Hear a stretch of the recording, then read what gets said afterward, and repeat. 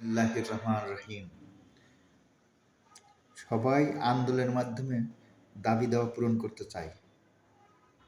আর এই আন্দোলন মানেই বাংলাদেশের ক্ষেত্রে রাস্তা অবরোধ, রেল লাইন অবরোধ, সচিবালয় ঘেরাও, বিভিন্ন অনৈতিক পন্থা অবলম্বন করে থাকে। সুষ্ঠু কোনো নিয়মকানুনের মাধ্যমে এটা হয় না। আর আন্দোলন দমনের জন্য পুলিশ মোতায়েন, সাথে সেনাবাহিনীর সহায়তা প্রয়োজন হয়।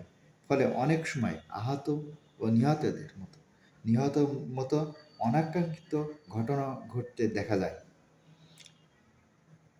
প্রযুক্তিগত দিক দিয়ে মানুষ এখন পায়ের রিক্সা বাদ দিয়ে মোটর চালিত রিক্সা চালায় ও অনেক সময় প্যাসেঞ্জারও স্বাচ্ছন্দ্য বোধ করে থাকেন। সব কিছুরই অ্যাডভান্টেজ ডিসঅ্যাডভান্টেজ আছে। তবে মোটর চালিত রিক্সা দেশের সর্বত্রই অধিক হারে বৃদ্ধি পাচ্ছে, ফলে যানজটের মতো সমস্যাও তৈরি হচ্ছে। তবে পায়ের রিক্সা থেকে অ্যাক্সিডেন্টের হারও কিছুটা মোটরযান রিক্সার বেশি। বিগত ফ্যাসিবাদ সরকারের আমলেও এরা আন্দোলনে নেমেছিল।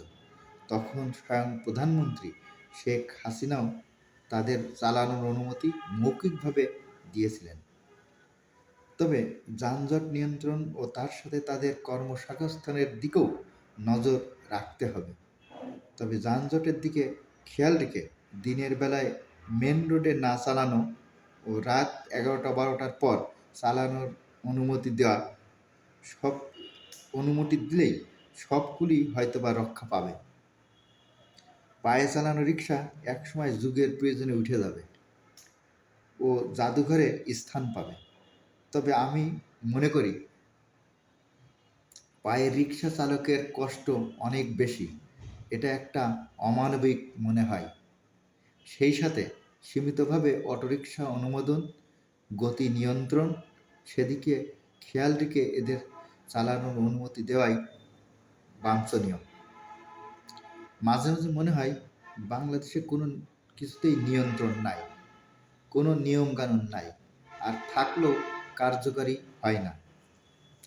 যানজটের জন্য শুধুমাত্র রিকশাই দায়ী এমন নয়, এর সাথে অনেক ফ্যাক্টর দায়ী। ফ্যাক্টরগুলো: দুর্বল ট্রাফিক ব্যবস্থা, রাস্তা বিভিন্নভাবে দখল, যেমন হকার, নির্মাণ সামগ্রী, রাস্তার অপ্রস্তুততা, গাড়ির সংখ্যা অধিক হারে বৃদ্ধি ও নিয়ম না মানার প্রবণতা ইত্যাদি। এখন দেশের অবস্থা এমন, কোথায় হাত দিলেই সে আবার বিভিন্ন প্রকারের আন্দোলন শুরু হয়ে যায়। কখনো হকার আন্দোলন, কখনো অটোরিকশা, কখনো বা সিএনজি অটোরিকশা। তবে একটা জিনিস, ব্যাটারি চালিত রিক্সা পরিবেশ দূষণ তেমন করে না বললেই চলে, অথবা পরিবেশ বান্ধব বলা যায়। ফলে আমার ধারণা, ব্যাটারি চালিত রিক্সা নিয়ন্ত্রিতভাবে চলাচলের অনুমতি অথবা সুযোগ দিতে হবে, সাথে গরিবের কর্মসংস্থানেরও কিছুটা সুযোগ হবে। আজ এ পর্যন্তই। আল্লাহ হাফেজ।